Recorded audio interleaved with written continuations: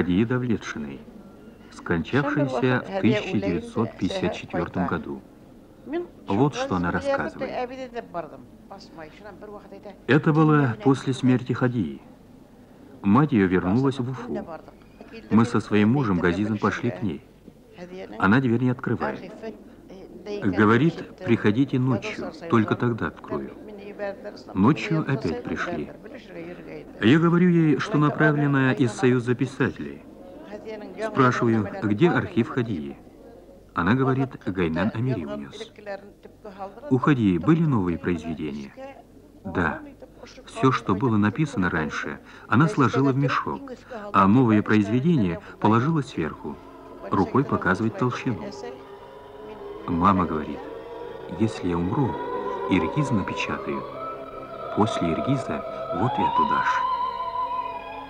И я опять со своим мужем поехала в Бирск, где жил Сафин, зять Хадии. Он тоже подтвердил, что архивом очень интересовался Гайнан, и рукописи взял с собой.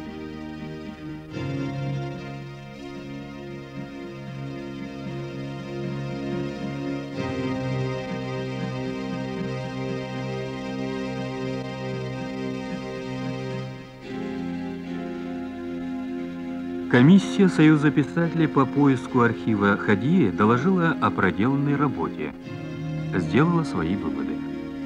А в ответ начались преследования членов комиссии. Bir saq şulay kart ben ikөгüne яңа ел каршыларга көтөп отырабыз, яңа ел сагаты хукканды. Как-то раз сидим с мужем. Это было перед Новым годом. Собирались встречать вдвоем. Дети ушли к друзьям, сестра тоже.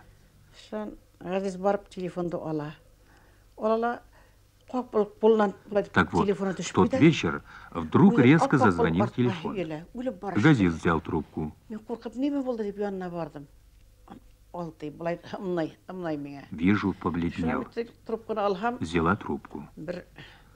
Кто-то грозным голосом говорит.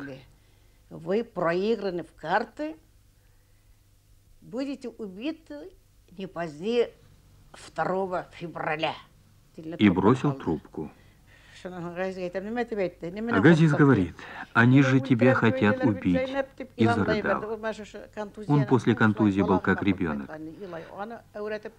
Я после Нового года должна была выехать в Москву, в Дом творчества. До сих пор только в Москве могу работать. Или работаю у сына Тельмана. Дома невозможно было работать. Не дают работать. Как ночь наступает, 2-3 часа звонят по телефону. Мне же поставили срок до 2 февраля. Но я до 10 февраля в Уфе была. Каждый день вечером выходила на прогулку. А Газиз мой со слезами провожает меня. Меня не тронут, не смогут, говорю ему. И так ежедневно выходила на улицу.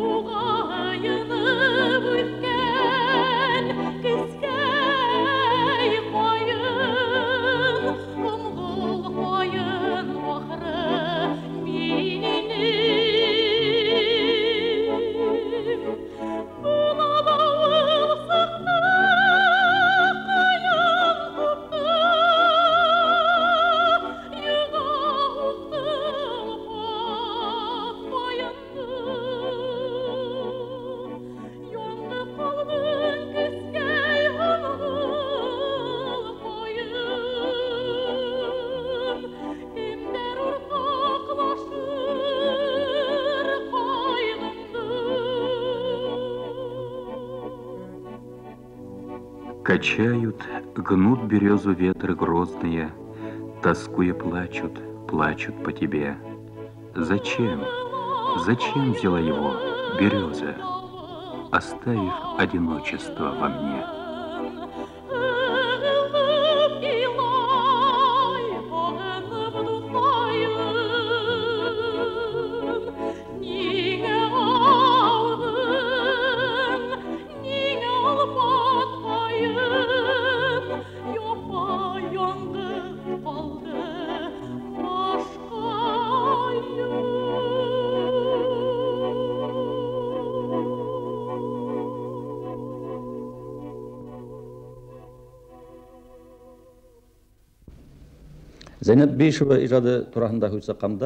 Когда речь заходит о творчестве Зайнабишевой, часто спрашивают, как женщина-мусульманка смогла написать такие произведения? Как смогла достичь таких высот? Я сам об этом часто думаю.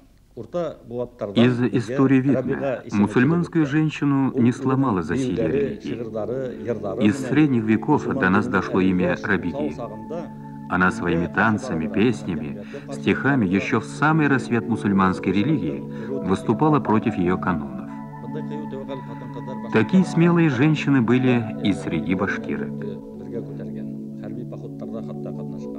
Во время войны 1812 года жена полководца Янтуры принимала участие в боевых действиях и благодаря своей проворности, смекалке, вывела отряд из французской засады.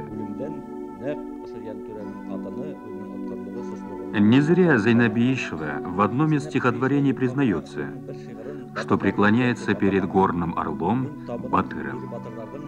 Ее чувство понятно. Со времен Салавата Юлаева поднимали голос протеста со сцены сказителя и беспощадно за это уничтожались. И тогда вольнолюбивую лиру несли уже женщины. Нелегкой была эта ноша. И, наверное, поэтому в творчестве Хадии Давлетшиной и Зайнабишевой отсутствует присущие женщинам-литераторам тема нежной любви, семьи. Обе писательницы известны в литературе именно как авторы исторических романов. А это говорит о многом.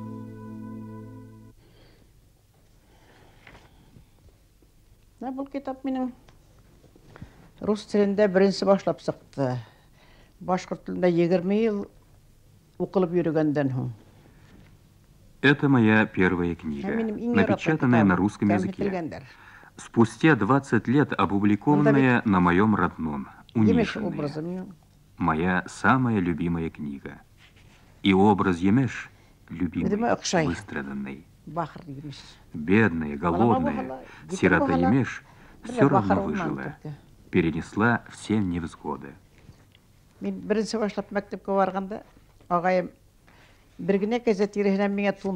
Когда я пошла в школу, брат мне из одной козьей шкуры сшил шубейку. До этого зимой и летом ходила босоногой, без одежды. Как в школу приду, мальчишки начинают дразнить «бе-бе-бе, бе-бе-бе». Возьмут шубу и на печку кинут или еще куда-нибудь. А я чуть поучилась, во 2 класс перевели, чуть позже 4. Стала вместе учиться с теми шаловливыми мальчишками. Да еще лучше их знаю уроки. Они от досады не знают, что делать. Они не догадывались, что в нашем доме не было вещей, а книги были всегда.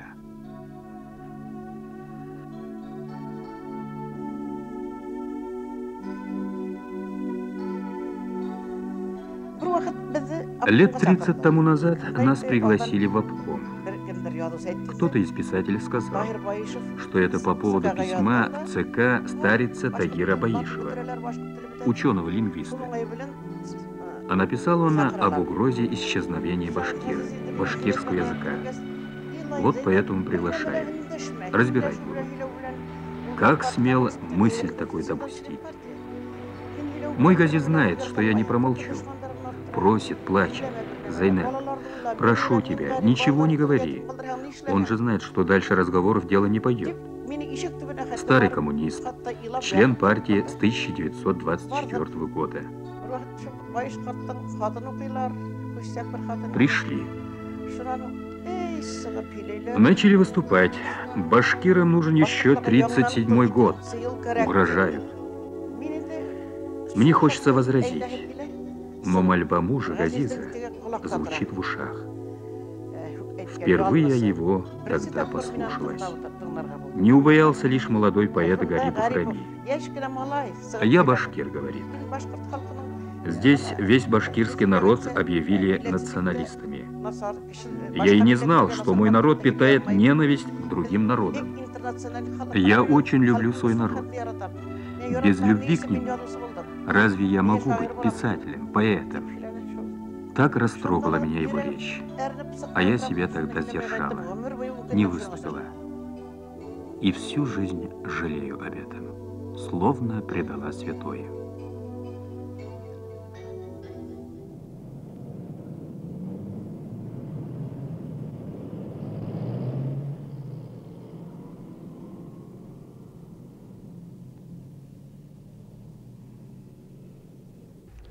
Трилогия «К свету» – это единое монолитное произведение о судьбах народа Башкирии в соединении с другими народами, которые прошли через революцию, прошли через гражданскую войну и которые начали строить новую жизнь. Трилогия объединяется временем, историей и образом главной героини Емеш. Образ Емеш – художественное открытие Беишевой.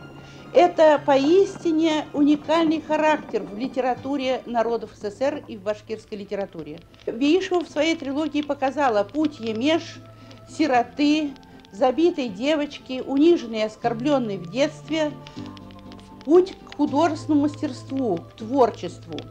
Образ Емеш – это образ любимой героини у Беишевой. И не случайно она говорит: если хотите знать обо мне, читайте Емеш. Но Емеш глубже и значительнее, чем просто биография Беишевой. Это собирательный образ. Творчество Беишевой многогранно по своей тематике и проблематике. Оно тесно связано с народным творчеством Башкирии. Драматургия Беишевой философична, и кроме того, она поэтична, потому что большинство пьес, таких как «Волшебный курай», «Обед», написано стихами.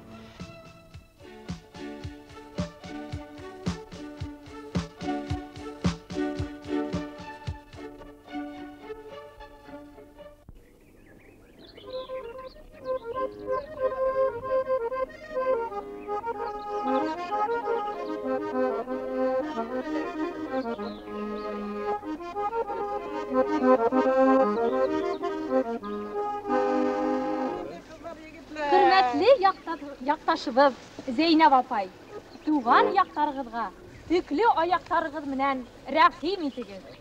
Һәм башкорт кымыдан авыз итегез.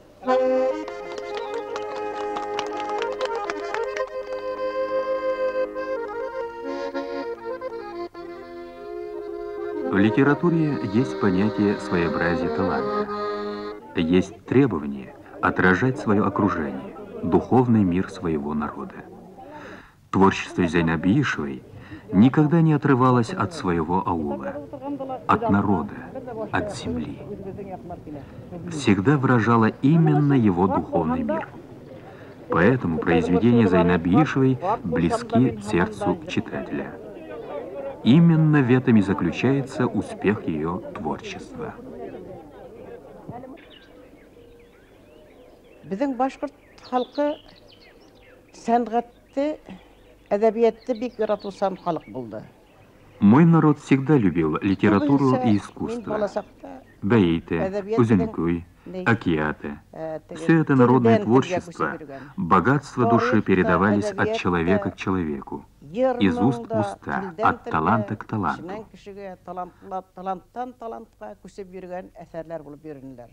Ах, как богаты наши устные народные творчества! Рассказы, сказки, песни, исторические легенды. В детстве я очень любила слушать. Это же целый мир, состоящий исключительно из волшебства. Я воспитывалась на таких книгах, на такой литературе. Как я научилась читать, не помню. Но читать научилась рано. Отец мой был учителем. Учил взрослых, женщин, мужчин. Наверное, я, слушая его уроки, научилась писать, читать.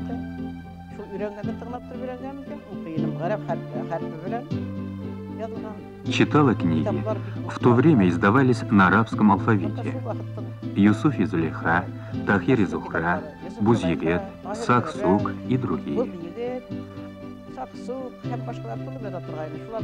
Тахир и Зухра несколько раз перечитывала. Очень любила. Почему, сама не знаю. Однажды сижу, читаю ее в 100-й раз. При свете огня из печи. Отец увидел мою книгу «Тахир и Зухра» и вдруг рассердился. «Читать тебе еще рано», — сказал, и бросил книгу в печь. Как мне было обидно.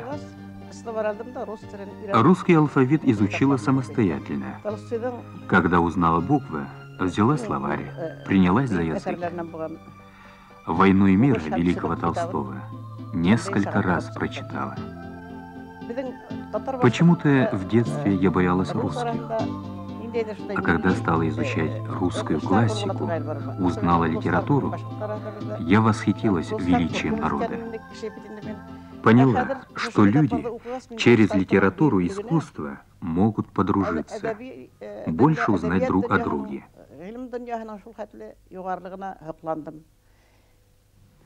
Решила для себя, что и мой народ вправе иметь такую литературу, как у Льва Толстого. Писать и читать ее на родном языке.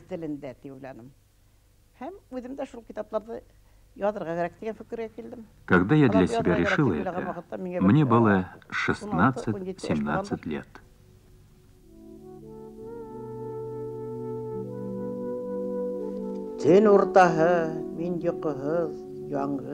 Уж за полночь не спится. Я одна. Вокруг все тихо, слепо. Непроглядна ночь. На свете, может быть, живут мои лишь думы. И, может быть, на свете нет меня. Прислушайся. Волшебный звук вдруг отозвался в существе моем. Он разорвал, отбросил ночи полог и вырвал силою меня из страшных, безжалостных когтей небытия.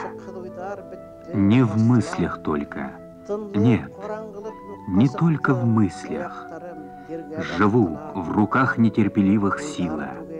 Живу я, кровь батыров, кровь Беркута кипит в упрямом сердце. Откуда этот звук? Прошел ли первый теплый дождь лейсан? Или разыгрались ветры над равниной? Или у березки белолицей с гибким станом раскрылись почки? Нежные сережки рассыпали веселую пыльцу? А может, горит свет, цветок любви раскрыл бутон? Или новый человек провозгласил во мглу и тишину: «Родился я». Откуда этот дивный звук? Откуда этот звук? Чу, это ж песня.